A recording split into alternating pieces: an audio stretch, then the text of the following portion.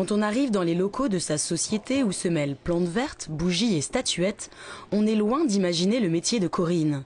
Cette femme hyperactive est à la tête d'une société de déménagement. Un milieu a priori très masculin, mais pour elle, son statut de femme est plutôt un atout. Au départ, c'est vrai que ce n'était pas forcément bien ressenti, mais aujourd'hui, le déménagement se féminise à son grand avantage.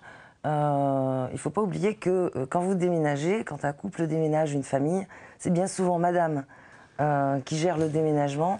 L'approche d'une femme sur une opération de déménagement répond certainement aux besoins non exprimés parfois des clients et ça amène effectivement une touche plus personnelle.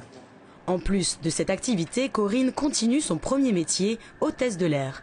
Un emploi du temps bien fourni qui ne l'a pas empêchée de prendre au fil des années de plus en plus de responsabilités.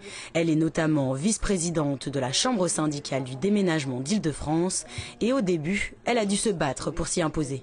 Alors au départ, j'ai été perçue comme l'hôtesse de l'air qui se mêle de quoi, de caisse. Donc c'est vrai qu'il a certainement fallu que je leur prouve quelque chose, même si personnellement j'en ressentais pas le besoin, mais en étant naturelle et en défendant mes idées, je pense qu'ils m'ont accepté, la preuve ils m'ont élue à ce poste.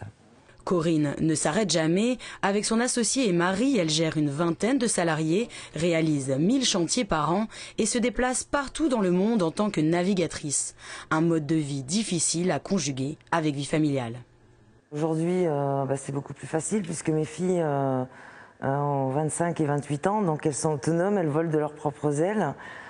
C'était plus compliqué quand elles étaient petites, notamment à cause de mon métier de navigante. C'est vrai que je ne les ai pas beaucoup vues grandir. Ça a été un peu le drame, le manque de ma vie, certes.